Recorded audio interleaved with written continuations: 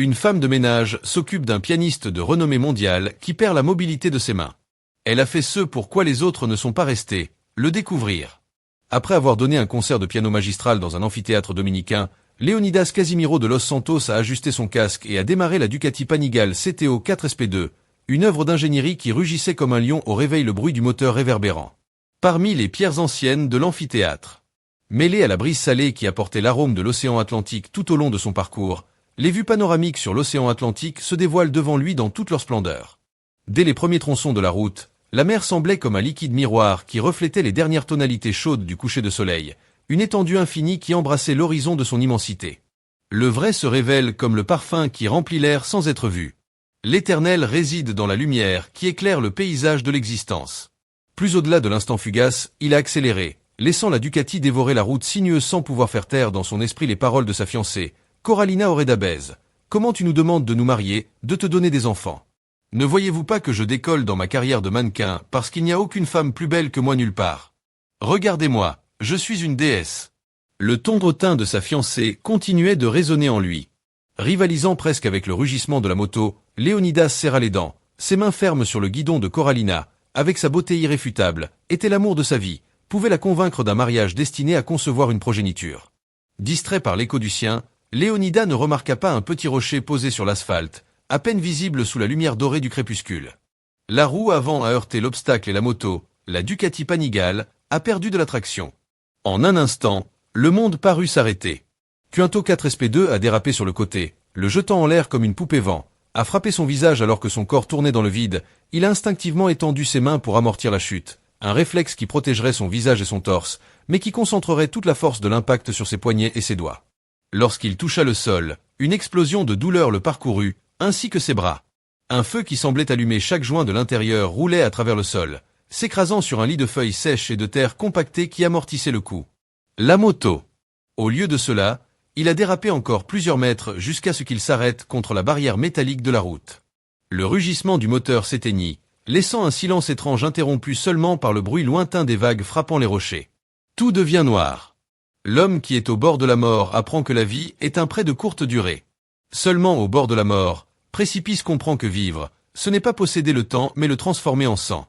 Un bourdonnement sourd fut la première chose que Leonidas Casimiro de Los Santos remarqua, alors qu'il commençait à reprendre conscience.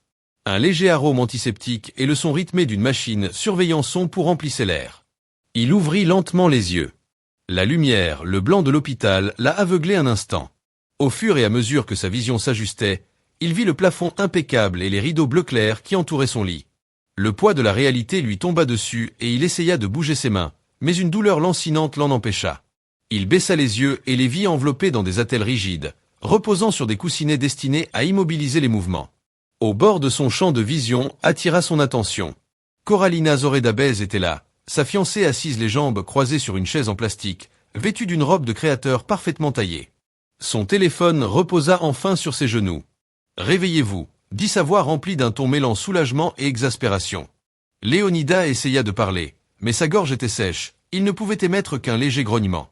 Corallina, avec un soupir exagéré, se pencha vers lui, s'avança et prit un verre d'eau sur la table voisine et mit maladroitement une paille à ses lèvres, en renversant un peu dans sa poitrine. « Cela ruine tous mes plans », lâcha-t-il soudain en laissant le verre à sa place. Ses paroles étaient désinvoltes, comme s'il parlait d'un inconvénient mineur et non d'un accident qui pourrait coûter sa carrière à votre fiancé. Vous n'avez aucune idée du nombre de contrats que j'ai dû annuler pour être ici. Vous savez combien il est difficile pour quelqu'un comme moi de traiter avec la presse dans un endroit comme celui-ci. Leonidas cligna des yeux, confus. La douleur dans ses mains était un rappel constant de ce qui s'était passé.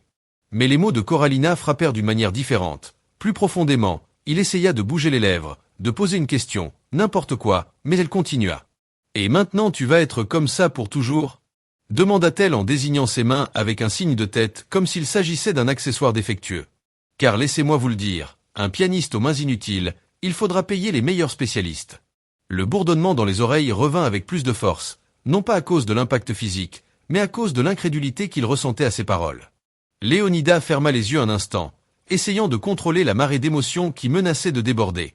J'avais envie de lui crier dessus, mais ses forces l'ont trahi. Eh bien, je suppose que je vais devoir dire quelque chose aux médias. Continua-t-il, Corallina, ignorant son silence. Peut-être quelque chose de dramatique. Tu sais, comme si j'étais là pour te soutenir, comme une fiancée dévouée. Ce serait bien pour les photos, même si peut-être que nous pourrions profiter de tout cela et que j'obtiendrais encore plus de renommée. Léonidas ne répondit pas. Il a simplement laissé tomber sa tête contre l'oreiller, son esprit partagé entre la douleur physique et le vide émotionnel. Pour la première fois, il s'est demandé si l'accident n'avait pas été seulement un coup dur pour ses mains, mais une révélation plus profonde sur le type de vie et l'entreprise qu'il avait choisie. L'arrogance est comme une tour de fumée qui s'élève fièrement vers le ciel, pour ensuite être dissipée par le vent. Sa grandeur est une illusion qui s'effondre au premier souffle de la réalité. Après 2 semaines d'hospitalisation, Léonidas Casimiro de Los Santos est sorti. Les attelles immobilisent toujours ses mains. Les médecins avaient un pronostic réservé quant à sa guérison grâce à la thérapie, de sorte que le chemin à parcourir semblait interminable. L'hôpital était inondé de flash et de journalistes à l'entrée désireux de capturer une image du pianiste blessé et de sa glamour fiancée. Devant l'hôpital, une Porsche rouge vif attendait sous le soleil des Caraïbes. Coralina Zoredabez l'accompagnait alors qu'ils marchaient ensemble vers la voiture, tenant dans un bras un sac de créateur et souriant légèrement au photographe, comme s'il s'agissait d'un défilé sur un tapis rouge. L'âme perdue dans le miroir de la vanité oublie que le vrai reflet est dans les eaux sereines de l'authenticité. Le visage peut briller, mais c'est le cœur qui illumine. L'un des journalistes a réussi à se frayer un chemin à travers la foule, et avec un micro étendu, il a posé une question directe. « Seigneur des Saints, que signifie cet accident pour sa carrière ? Pourra-t-il à nouveau toucher Léonidas ?» Avec son regard fixé au sol et un geste d'inconfort évident. Il ne répondit pas avant que le silence ne tombe, revint mal à l'aise. Coralina intervint avec son ton répété et radieux à la fois. « Tu ne crois pas ?» dit-elle en se tournant légèrement pour que les caméras capturent leur meilleur angle. « L'important est que je sois là pour vous soutenir. Comme toujours, j'aime les moments difficiles. » Le commentaire a déclenché des murmures et quelques applaudissements isolés parmi les personnes présentes. Coralina sourit de satisfaction avant de se diriger vers la voiture, vers la Porsche. Il laissa Léonidas avancer tandis qu'elle, avec une élégance calculée, ouvrait la porte passager pour qu'il puisse entrer, s'assurant que les caméras capturaient chaque détail de son geste. Léonidas, les mains immobiles sur son ventre, hocha légèrement la tête et entra dans la voiture, la laissant fermer la portière derrière lui d'un seul mouvement fluide. Une fois Coralina, fut à l'intérieur, elle ferma soigneusement la porte et se dirigea vers le siège du conducteur, arrangeant sa robe d'un mouvement fluide. Avant de monter dans le véhicule. L'intérieur de la Porsche était impeccable, sentant le cuir neuf. Coralina s'assit au volant et partit, laissant l'hôpital derrière elle, tandis que le silence s'estompait avec la distance remplissant l'intérieur de la voiture, à l'exception du ronronnement du moteur et du doux frottement des roues sur l'asphalte. Coralina le rompit avec son ton habituel, un mélange de douceur feinte et de froideur. Calculé. Ne t'inquiète pas, chérie, dit-il en ajustant ses lunettes et en vérifiant ton reflet dans le rétroviseur. Vous gagnerez plus de popularité maintenant. Que tout le monde parle du fait qu'on ne peut plus jouer est tragique, je sais, mais le sensationnalisme fait vendre. Léonidas ne répondit pas. Ses yeux étaient fixés sur ses mains immobiles posées sur ses genoux, comme 2 témoins muets de sa chute de corail, s'arrêtaient dramatiquement avant de continuer, comme si elle livrait un monologue devant une caméra, et parce que je suis ta fiancée, j'aurai plus de couverture de magazines dans le monde de la mode. Sa voix prit un ton presque rêveur. Tous ceux qui me voient ne peuvent s'empêcher de louer ma beauté absorbée dans chacun de mes traits exquis. Il laissa échapper un léger rire en regardant son reflet dans le rétroviseur, comme si sa question, sans importance, avait besoin d'une réponse. La lumière du jour, si radieuse, ne remarque pas les ombres qui laissent derrière elle, mais les ombres savent toujours que sans la lumière, il n'y a pas. Léonidas releva lentement ses yeux sombres reflétant la douleur qu'il essayait de réprimer, murmura d'une voix sourde, presque comme s'il parlait avec lui-même, tandis qu'une larme coulait sur sa joue. « Oui, chérie, tu as raison. Chaque centimètre de vous est tout simplement parfait. » Coralina sourit satisfaite, sans percevoir le ton sombre derrière ses paroles. Le reste du chemin, la route s'est déroulée en silence, avec Léonidas perdu dans ses pensées, coincé entre la réalité de sa nouvelle vie et le vide qu'il ressentait en regardant cette femme qui apparaissait désormais comme une inconnue. La Porsche franchit le portail automatique et remonta l'allée en pierre jusqu'à l'imposant manoir de Léonidas. Le bâtiment, mélange de modernité et de tradition caribéenne, semblait immense comme un vide de corail. Il se gara devant l'entrée principale et descendit de la voiture d'un seul mouvement fluide, comme si chaque pas était chorégraphié. Avec un sourire narquois, il fit le tour de la voiture et ouvrit la portière du passager. « Maintenant, c'est moi qui prends le rôle de chevalier, dit-il en s'inclinant légèrement vers lui avec un regard moqueur. Qui aurait pensé, tant que rien n'implique de gâcher mes ongles de créateur, tout ira bien. » Son rire était doux, mais chargé de sarcasme. Ce n'est pas le cas de Léonidas. Il sortit simplement de la voiture avec l'aide d'une femme de chambre qui l'attendait à proximité, laissant retomber le poids de ses émotions, accumulées en silence alors qu'il se dirigeait vers la porte du manoir. L'image de Coraline radieuse et égocentrique contrastait douloureusement avec la figure de Léonidas, découragée et brisée. Le début d'un nouveau chapitre se préparait, même si on ne le savait pas encore. Le véritable abîme n'est pas la solitude, mais la compagnie de ceux qui ne savent pas apprécier. La servante Olga Abela, d'apparence simple et dépourvue de la beauté choquante de Coralina, accompagnait Léonidas en entrant dans le manoir, portant les quelques affaires de l'homme. Son allure était humble, mais ses mouvements dénotaient un dévouement qui n'avait pas besoin de mots pour s'exprimer. Léonidas marche lentement avec les attelles immobilisant ses mains. Il lança un regard et une salutation respectueuse qui sonna doux amer. « Merci de me saluer. » La femme sourit timidement, son expression chaleureuse et discrète. « Je serai toujours là pour toi. » répondit-il doucement, juste audible. Derrière eux, l'écho des talons corallins résonnait avec autorité sur le sol de marbre poli. Sa présence remplissait l'air, non pas à cause de la chaleur, mais à cause de la pression qu'elle ressentait à chaque pas alors qu'il entrait dans la luxueuse salle de corail. Il s'arrêta brièvement et s'adressa à Olga. « Un ordre. Après avoir laissé le seigneur installé dans la chambre, vous descendez chercher mon eau minérale habituelle. » Olga hocha la tête d'un geste, sans dire un mot. Léonidas observait l'interaction sans intervenir, immergé dans son propre monde de pensée et d'émotions. Olga et le pianiste montèrent les escaliers menant à la suite principale. Chaque pas semblait être un défi pour Léonidas, non pas tant à cause de l'effort physique, mais à cause du poids invisible qu'il portait dans son esprit et dans son cœur. À son arrivée, Olga ouvrit la porte avec précaution et le laissa entrer dans la pièce, un espace grand et spacieux décoré avec une élégance discrète. Cela semblait trop grand pour quelqu'un qui se sentait si petit. À ce moment, Léonidas s'arrêta au centre de la pièce et poussa un soupir. Les mots n'étaient qu'un murmure, presque comme s'il se les disait à lui-même. « Et quoi ?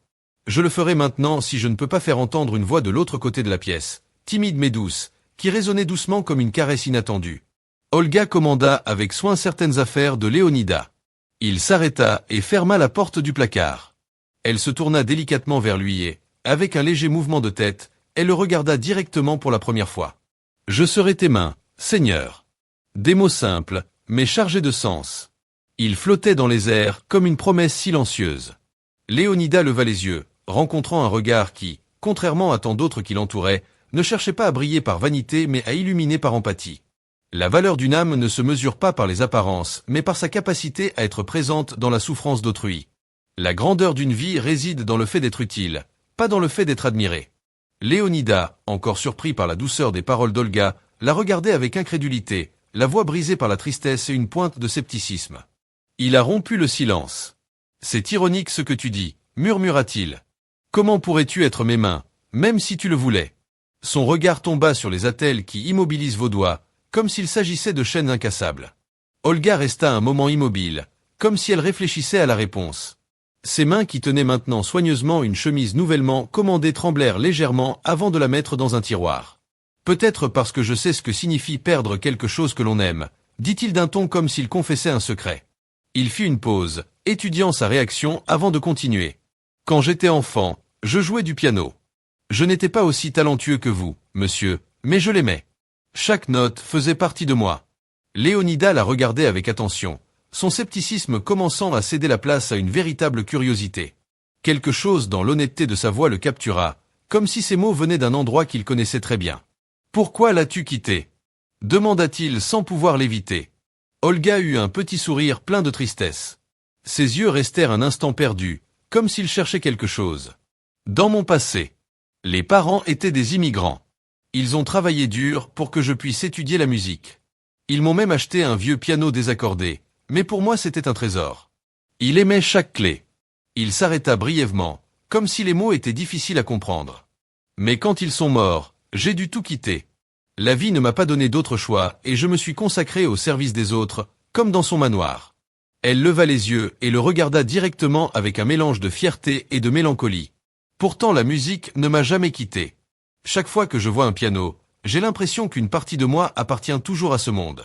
C'est pourquoi je le comprends, monsieur. Je sais que même si tout change, il y a toujours moyen d'avancer, même si ce n'est pas comme tu l'imaginais. » Ces paroles restèrent suspendues dans l'air, fermes et chaleureuses, laissant Léonidas dans un silence, pensif, qui parlait plus fort que n'importe quelle réponse. Elle fit un petit pas vers sa voix, désormais plus ferme. Je ne sais pas comment, mais je veux l'aider à trouver ce chemin.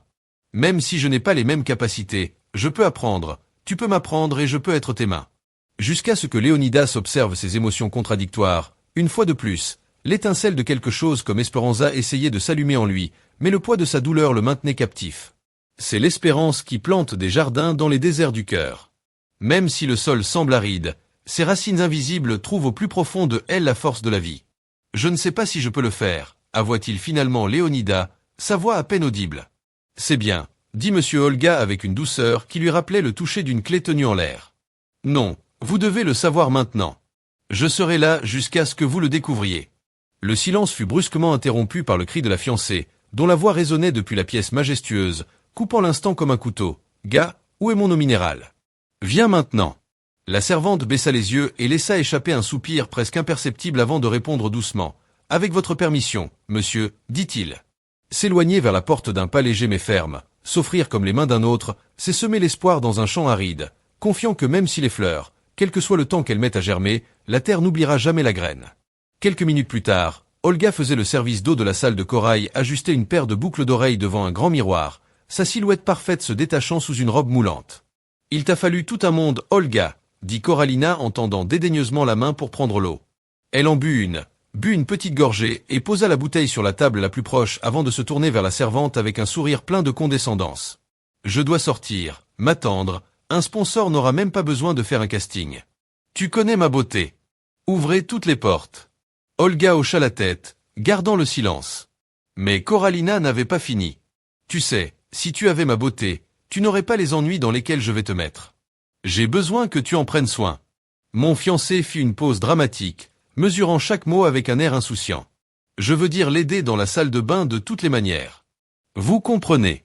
Je sais que c'est dégoûtant, mais plus tard, j'embaucherai une infirmière pour le faire. À cause de toi, le regard d'Olga s'est durci, mais son ton était calme et ferme lorsqu'il l'a interrompu. Ne vous inquiétez pas, Miss Corallina, je m'occupe de tout. Je sers volontiers le Seigneur. Un cœur qui donne sans rien attendre rayonne sa propre lumière.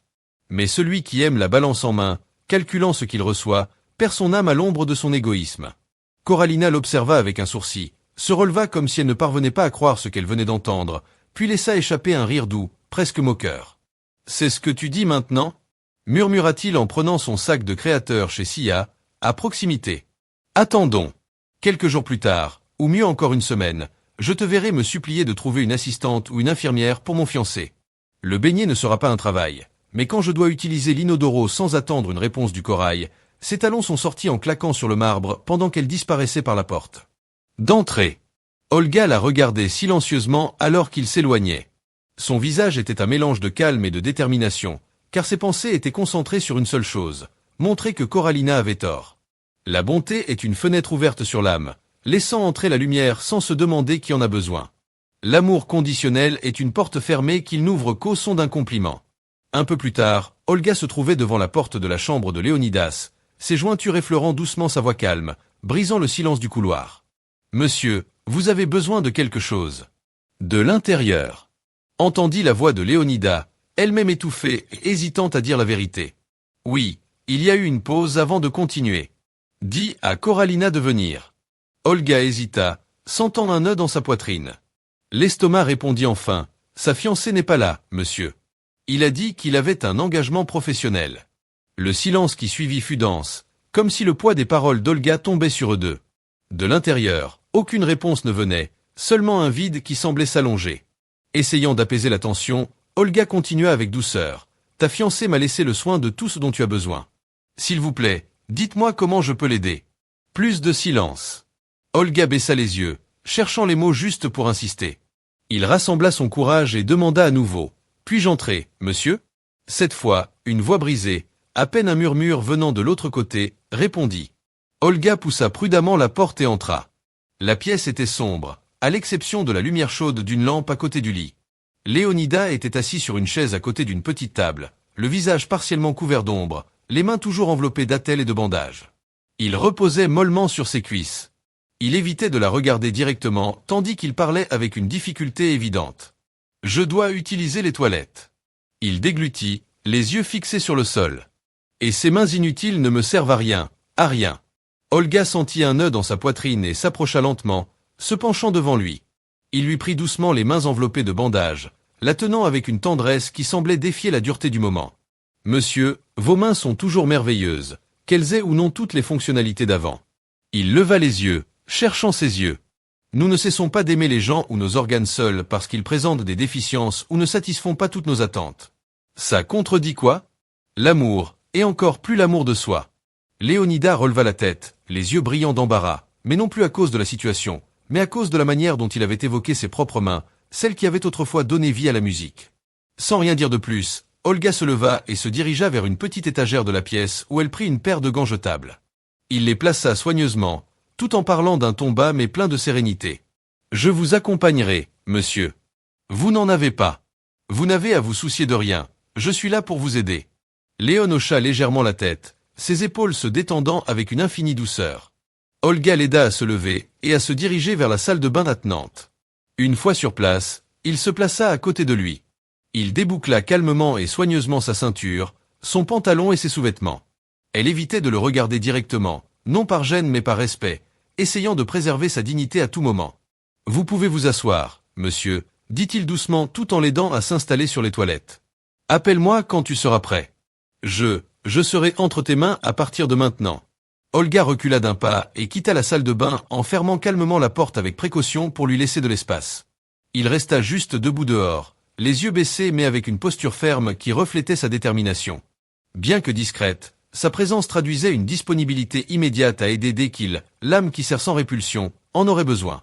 C'est comme la pluie généreuse qui ne fait pas la distinction entre la boue et le jardin, car il comprend que son essence ne réside pas dans l'endroit où il tombe, mais dans la vie qu'il laisse derrière lui.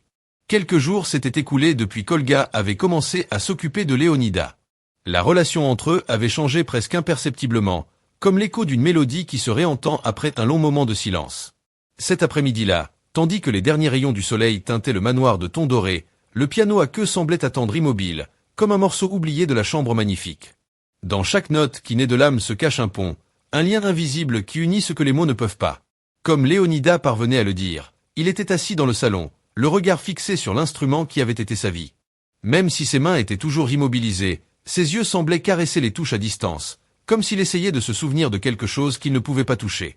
Olga entra dans la pièce avec un plateau contenant le thé qu'il commandait habituellement sans.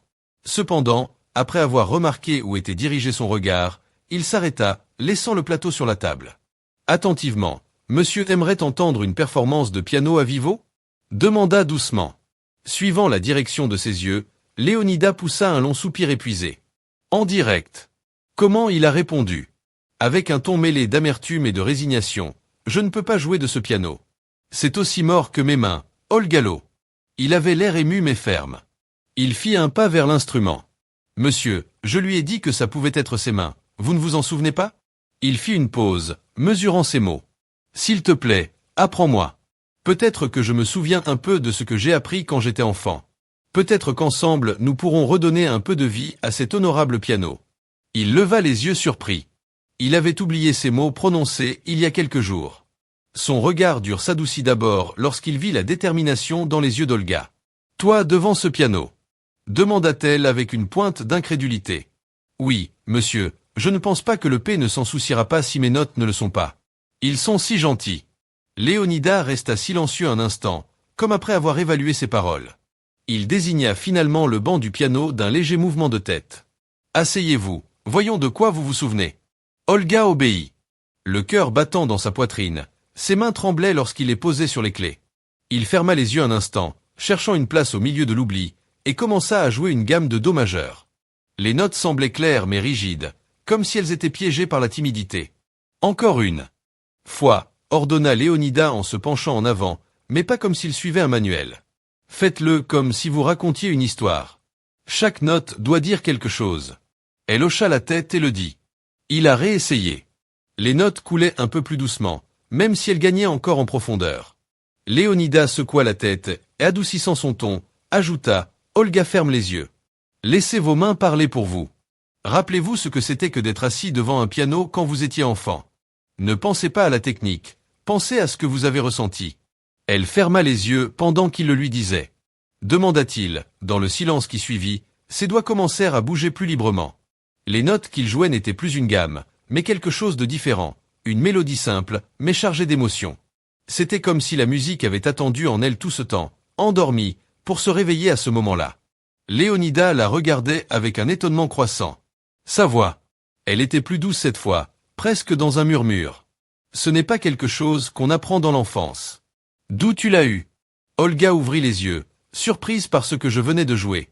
Je ne sais pas, monsieur. Je pense que je m'en suis souvenu, mais c'est différent maintenant.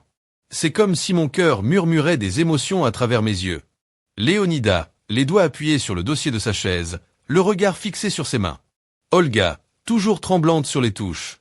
Ce n'est pas un souvenir, Olga, c'est une musique en pause, luttant contre ses propres émotions. Tu as quelque chose. Je l'ai perdu il y a longtemps, et je ne parle pas de mes mains. Elle le regarda confuse. Que veux-tu dire? Fais référence? Monsieur Léonidas n'a pas répondu immédiatement. Il laissa simplement échapper un soupir, tandis qu'un éclair d'admiration s'illumina dans ses yeux. Je veux dire la capacité de jouer avec l'âme sans se soucier du résultat. Continue de toucher, s'il vous plaît, me ravit et calme mon esprit débordé. L'art qui est l'abandon de l'âme n'a ni professeur ni élève, seulement deux esprits partageant un moment éternel. Elle obéit, reprenant la mélodie avec plus de confiance. Chaque note semblait remplir l'air de quelque chose de plus que dû son espoir, douleur, désir. Léonidas ferma les yeux, se permettant de ressentir, pour la première fois depuis des semaines, quelque chose de plus que le poids de son propre vide. Quand Olga eut fini, elle se tourna vers lui, attendant un mot. Léonidas la regarda simplement et dans le sien.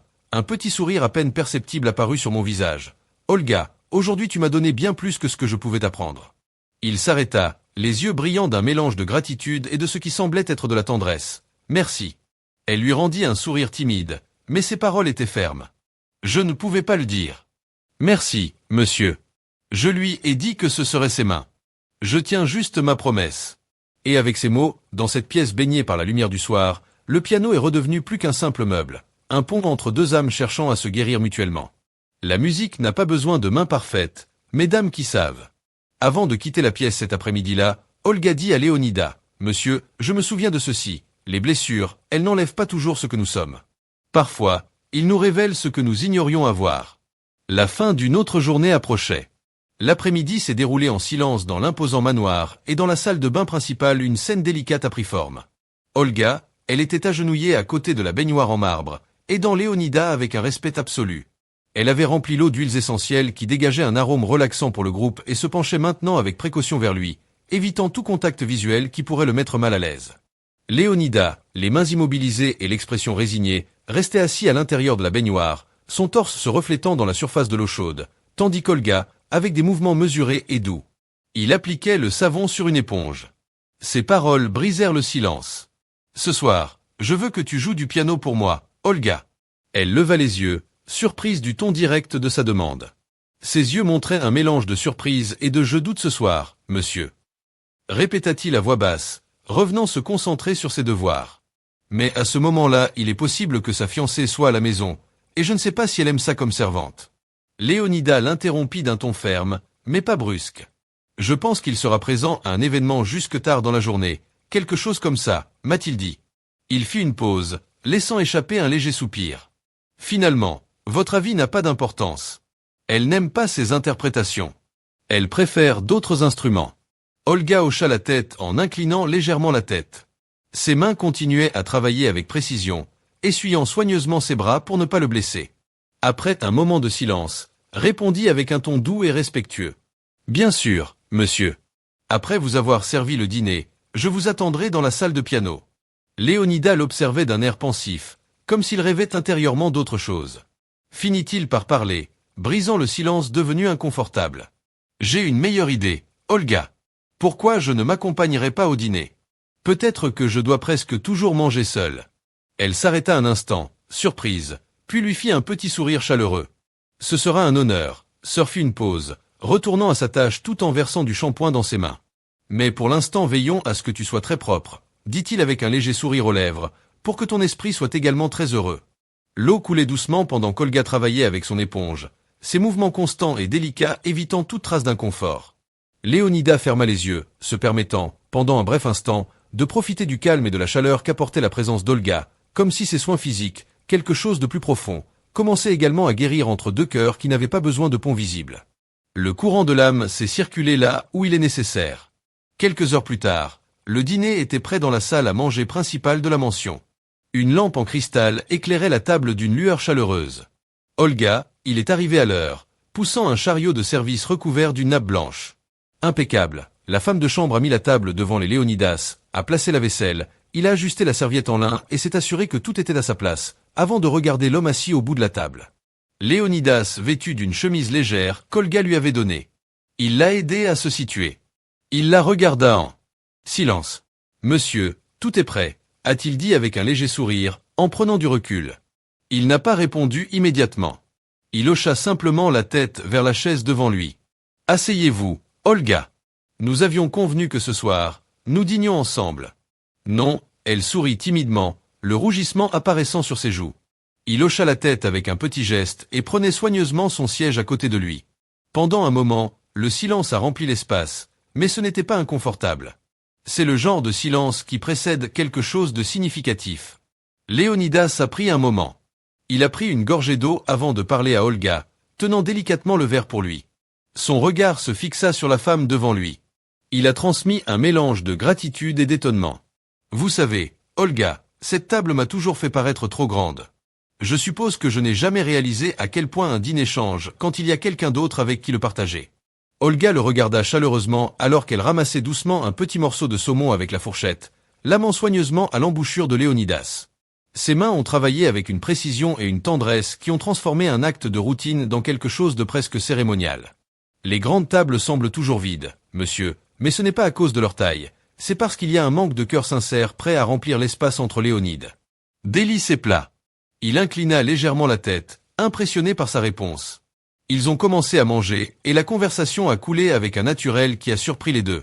Alors que Olga le nourrissait, ses mots semblaient soulager la nourriture. « Dites-moi quelque chose, Olga. Comment maintenez-vous cette sérénité ?» Léonidas a demandé à sa voix basse, mais pleine de curiosité. « Au milieu de tout ce que vous avez vécu, il semble que vous trouviez toujours un moyen de continuer. » Olga réfléchit un instant avant de répondre, tout en tenant la cuillère avec la soupe chaude. En attendant cela, il a bu avant de parler. « Monsieur, je pense que nous sommes tous comme des rivières. Certains jours, l'eau coule calmement, d'autres font face à des rochers, des chutes et des turbulences. Mais la rivière suit toujours son cours, car il sait que même si vous ne pouvez pas déplacer les montagnes, vous pouvez asperger les dalles de patience. J'ai donc essayé en direct de me rappeler qu'il n'y a pas de roc, ce temps ne s'use pas. » Léonidas laissa échapper un léger soupir alors qu'elle essuyait une petite goutte de soupe de son coin avec la serviette. Il la regarda attentivement si vos paroles avaient touché quelque chose de profondément en lui. « C'est impressionnant, Olga. C'est plus poétique que n'importe quelle sonate que j'ai jamais jouée. » Elle sourit, descendant légèrement, regarda tout en coupant un petit morceau de légume. « La poésie n'est pas selon les mots, Seigneur, et dans les cicatrices que nous apprenons à transformer en articles. Vous savez vous-même ce que la musique ne peut pas exprimer avec des notes, elle le dit avec des silences. » L'échange a été suspendu dans les airs, mélangeant les mots sages d'Olga avec le geste subtil de ses mains. Ce n'est pas. Ils ont seulement nourri son corps, mais aussi son esprit. Tous deux ont échangé des regards remplis de quelque chose qui n'avait pas besoin d'être dit. Ils ont continué à manger dans une atmosphère pleine de respect et quelque chose d'autre qui ressemblait à un pont invisible entre deux âmes.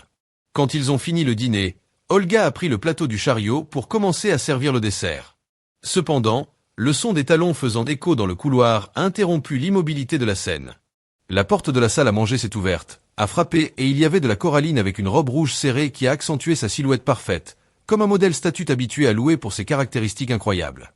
Son expression était une incrédulité absolue. « Qu'est-ce que cela signifie » s'exclama-t-il, son ton plein de colère quand il a vu Olga assise à côté de lui, la table à côté de Léonidas. « Que fait cette femme de chambre, occupant ma place ?» Coraline a fait un pas en avant, pointant un doigt sur eux comme si je l'accusais d'un crime. « C'est inacceptable. Sortez de l'enfer d'ici. Ici, immédiatement. » « Ce n'est pas à votre place, il claqua sa voix, se levant de ton à chaque mot. Olga baissa silencieusement son regard calmement et, avec dignité, se leva de sa chaise, ramassa le chariot de service et s'éloigna de la salle à manger sans dire un seul mot. Une fois qu'ils étaient seuls, Léonidas leva les yeux vers Corallina. Son ton, bien que contenu, il était plein de reproches. « Pourquoi devez-vous l'humilier comme ça ?»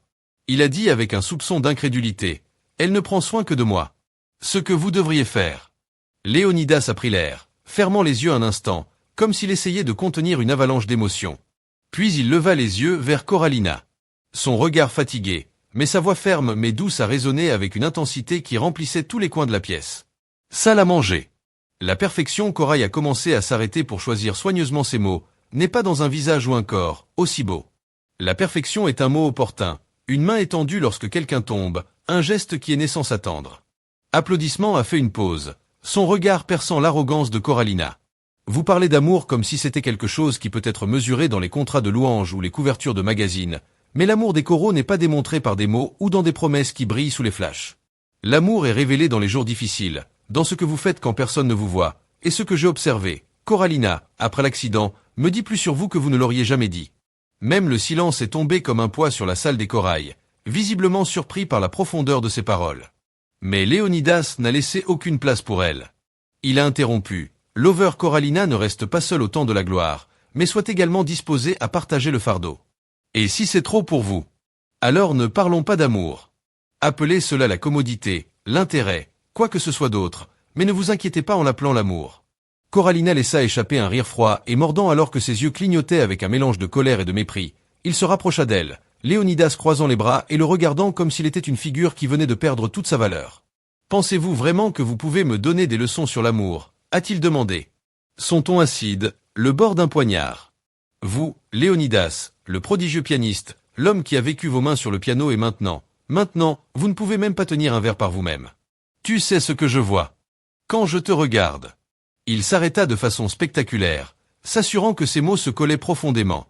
Je vois un monument quelque peu ruiné qui était glorieux et n'est plus qu'un triste rappel de ce qui ne sera plus jamais. Léonidas tenait son regard, mais ses yeux reflétaient le coup que chaque mot lui a traité. Corallina ne s'est pas terminée là-bas. Et qu'est-ce qui est supposé? Que dois-je faire pour rester ici, gaspiller ma jeunesse et ma beauté, prendre soin d'un homme qui ne peut plus faire la seule chose qui le rendait spécial? Parce que, soyez honnête, Léonidas, sans le piano, vous n'êtes rien de plus qu'un autre homme ordinaire, et je ne suis pas fait pour le commun. Il s'inclina légèrement vers lui, sa voix se baissant vers un murmure vif. Tu sais ce que cela signifie pour moi? Le diagnostic qu'il vous a donné signifie que ma vie est liée à un échec, quelqu'un qui ne brille plus, qui ne s'inspire plus. Que Léonidas n'a plus rien à m'offrir. Il a avalé, mais Corallina n'a montré aucune pitié. La réalité est la suivante. Vos mains, les mains glorieuses, sont brisées. Les médecins disent, j'espère que vous pourrez récupérer un peu de mouvement, mais jouer comme avant, c'est un rêve mort, les Léonidas, et je ne le fais pas. J'ai le temps pour les rêves morts. Je suis Corallina, Soredabe, tu comprends ma place. Il est sous les projecteurs, pas dans l'ombre, s'occupant d'une personne handicapée qui sera à peine en mesure de boutonner un de ses vêtements. Le silence qui a suivi était assourdissant.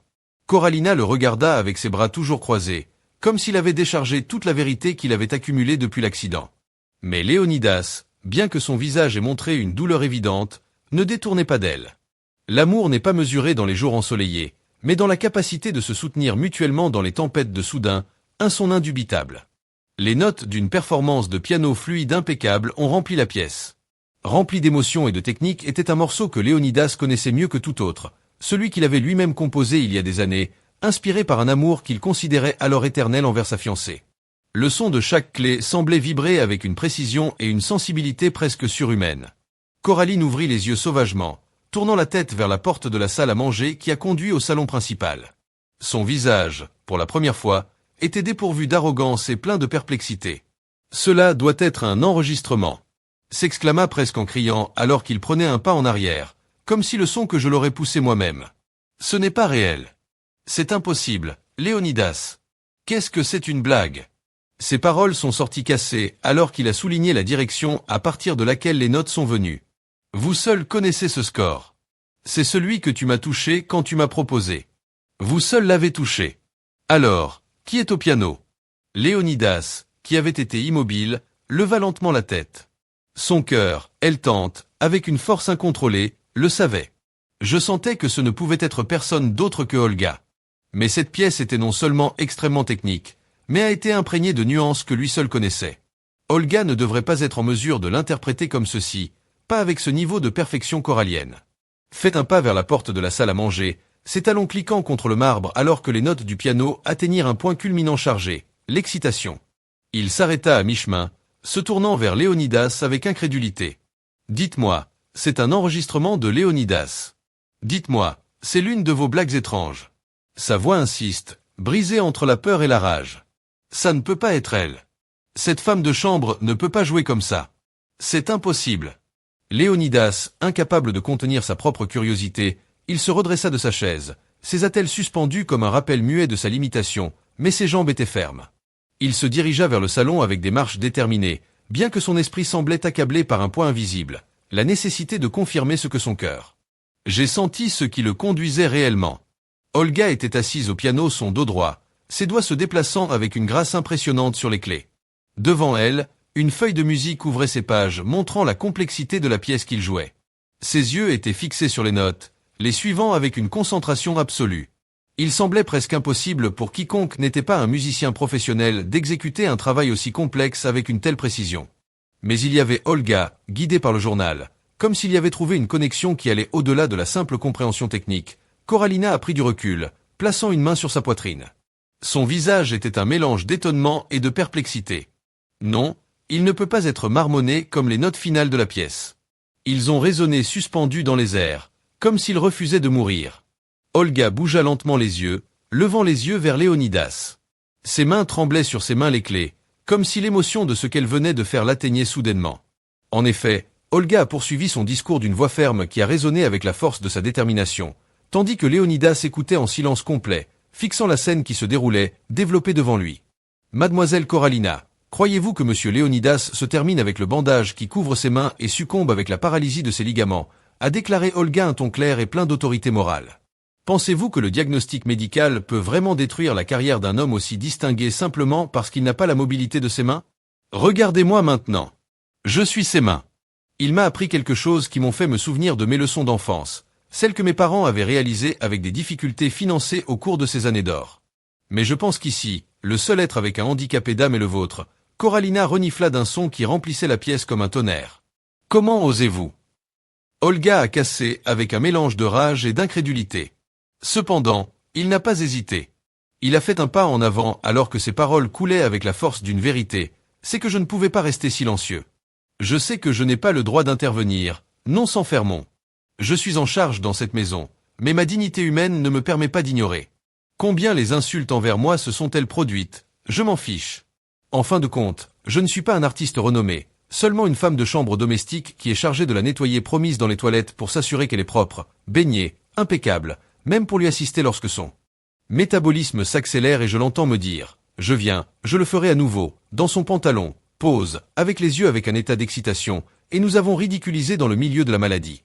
Olga, elle se leva avec un calme digne, tandis que Coralina la regarda ouverte sans pouvoir l'interrompre. « Je suis juste la fille nettoyante, la femme du service, la femme de chambre. Je ne suis pas, et je ne prétends pas être, la beauté que vous êtes, mademoiselle, un modèle international catalogué comme le visage de l'année ou la plus belle femme d'Amérique latine selon le magazine Women's. Cependant, je ne le fais pas. Il est important à ce stade de démissionner de ma position dans cette maison parce que, même si je dois dormir dans la rue, je ne peux pas autoriser l'humiliation contre cet homme merveilleux, à qui vous avez la chance de vous engager, grâce à ce geste que j'ai fait sur un piano aussi noble, interprétant une partition qu'il a créée pour vous. Je vous le dis, veuillez respecter votre promesse, le traiter avec dignité, ne pas le sous-estimer, le pitié, ne pas le dégrader ou l'humilier. Je vous assure que beaucoup seront des disciples qui tourneront les mains d'un pianiste choral aussi distingué furieusement.